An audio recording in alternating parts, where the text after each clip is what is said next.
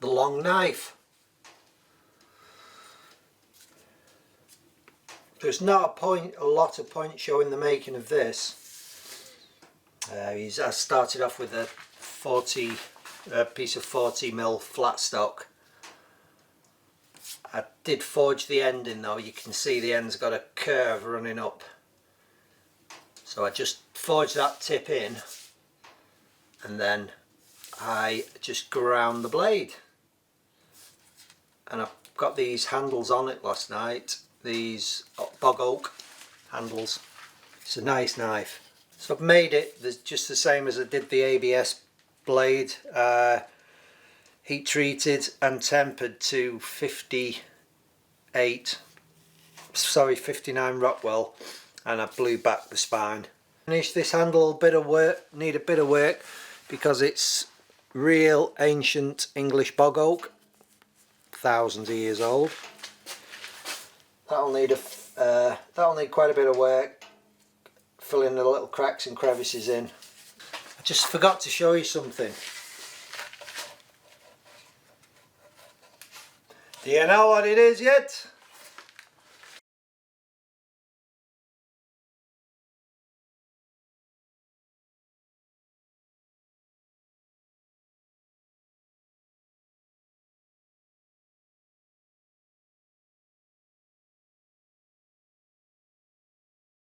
Stage 6. Or is it 5? I don't know. This old oak is like iron. So here I am, guys, on the final stage. I've been sanding and sanding and sanding. I've been filling any voids with super glue and dust, sanding dust, and I'm just about ready to oil this now. I'll start laying up some gunstock oil on it. It won't take too much because the wood is resin stabilised.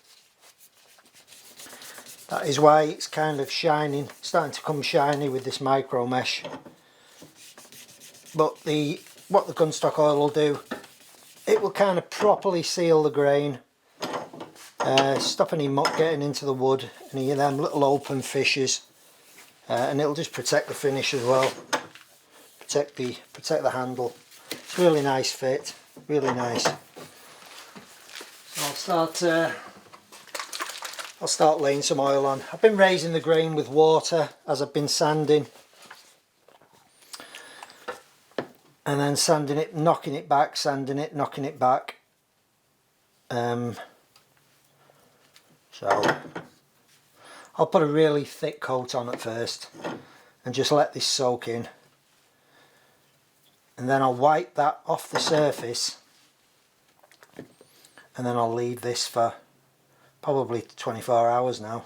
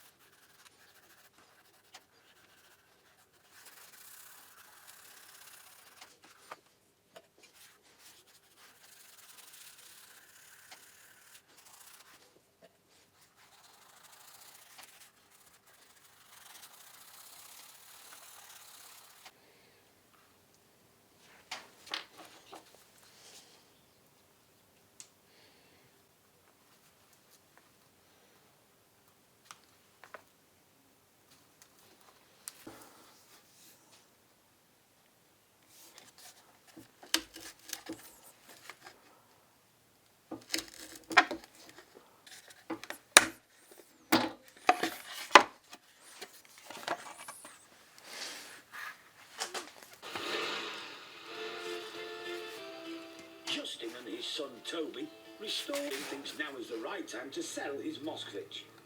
There's a lot of collectors of this type of car in this country who...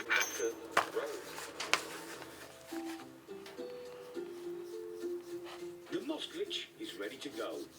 Just get into the toilet. Sales depend on the website being in order a few days before the auction. I do most of the website stuff, but I have to hound Derek to do the running order. He does the running order, nobody else. We're getting better and better, aren't we? I'm further behind than I've been ever since I started.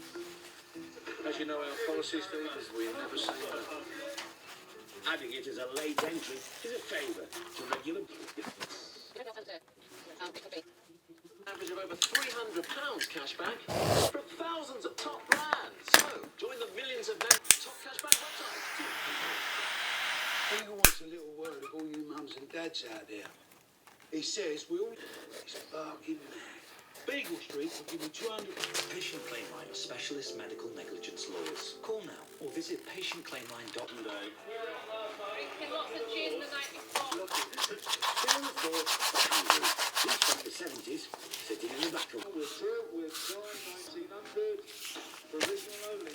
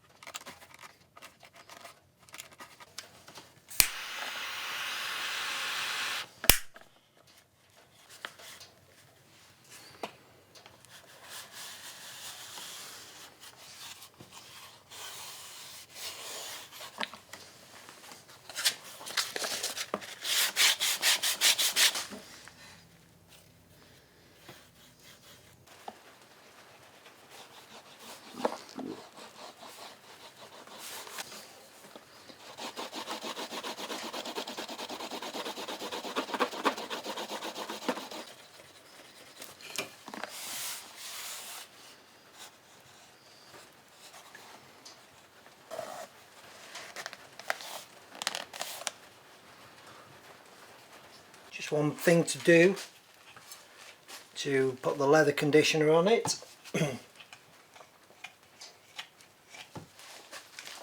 I did coat the inside with neat's foot oil as well, so the whole of the inside of the sheath had a coat of neat's foot oil.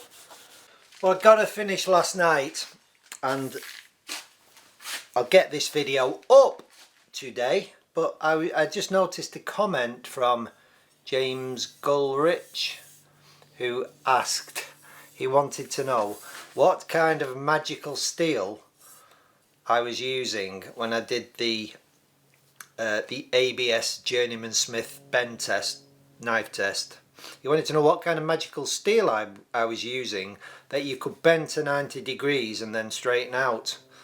It's just 1080, mate, and this is the knife. This is what, when this video goes out, it will probably be 6 or 7 days since the last video since I did this test, and believe me, I didn't make 2 of these. This is the only knife I made, and although it did straighten out, it's left a slight hump in the blade there, very minute. It's about 1 millimetre. I won't even bother getting a straight edge to show you. There's about 1 millimetre hump where it's retained some of the memory from that bend test, and I was asked if I would sell this knife and I have every confidence in this knife now, but I don't know that there aren't some micro fractures in that hardened edge. Nothing is visible, but I have no doubt that there possibly is some micro fracture damage within the steel, having done such a severe test.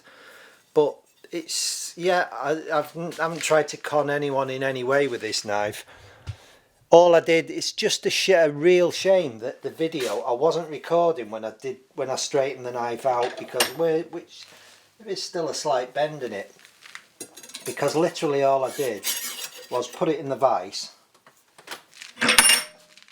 when it was bent, and I just pushed it over, you know, probably a bit more, about 45, and I did it 2 or 3 times like that. Took it out the vise and we had a straight blade, but it's actually bent the other way now.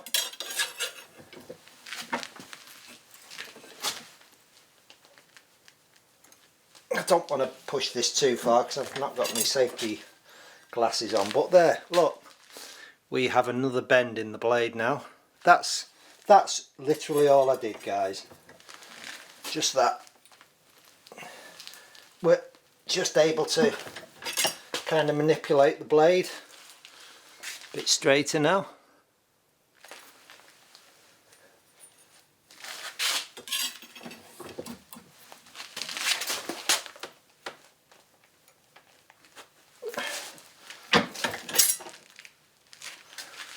Better. If I played around with it,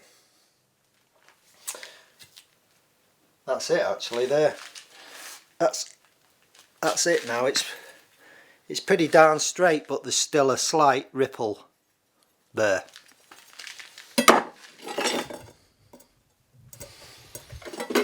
No pedology here. I am going to keep this knife. Dave Vader suggested that I put it back in the vise and see how many times it takes to actually break it. I don't want to do that. I'm going to keep it. I'm going to use it myself as for the kitchen, just, you know, for chefing. What I will do is I will get some paper on this and really sand it to a lovely finish when I get time, because it's a blade that I'm quite proud of, that, considering what happened to it. Right, here we go, all done. Finished this off last night, got the leather finished. I love that sheath. I love the profile on that sheath. Came out a lot nicer than I expected it would. It's just a very, very plain, simple sheath, but I love it for that. I really do. Just a dangler on the back of it there. I think that looks so nice. I really do. I'll bring you in.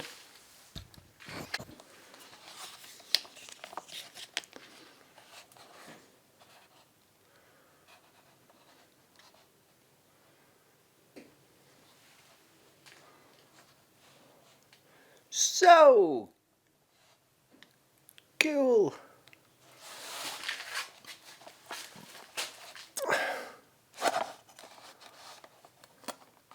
There's our handle finished. That's kind of all I'm doing to it now. I could have taken this to a almost mirror gloss black polished finish, hiding all the slight imperfections in the grain. I didn't want to do that. I like to see the heritage of in the timber.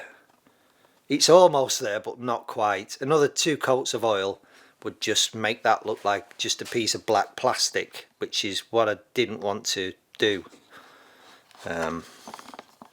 So that is how we've finished it.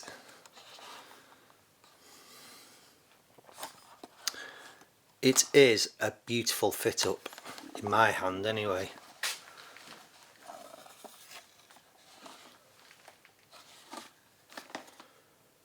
Just got to be careful on this now because it is sharp. Wipe that muck off.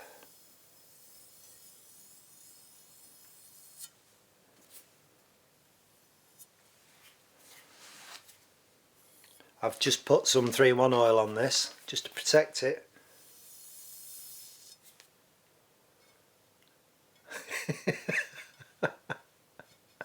It's sticky, the edge is sticky. And there we go, guys, the long knife. The long knife. The bayonet.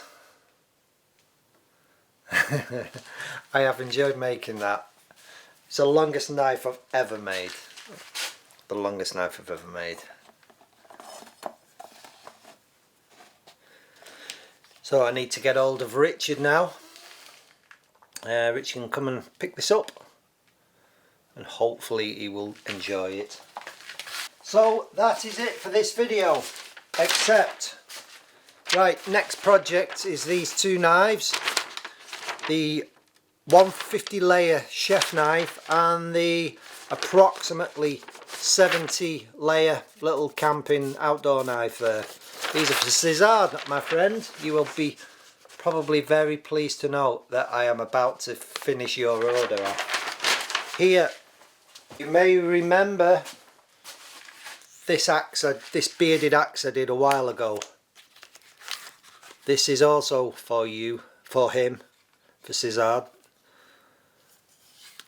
It's such a lovely axe. The weight just feels beautiful.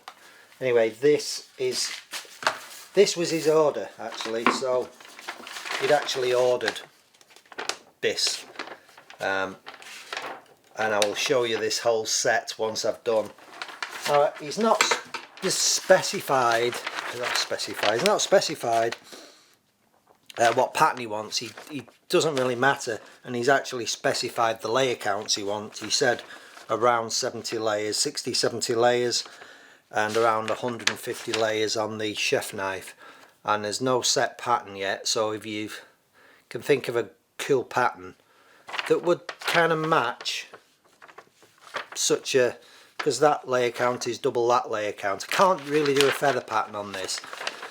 The layer count's not high enough. I would start a feather usually now about 1,000 layers, going up to maybe up to 3,000 layers and above. But so as a feather, this would kind of look a bit more like a zebra than a feather, and that would definitely look like a zebra 70 layer knife.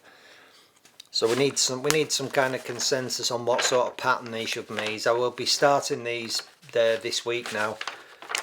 So if you can think of a cool pattern that would look good on both knives, please leave me a comment down below, guys. Right, please hit the like button, subscribe, share the videos, do what you do, help the channel grow.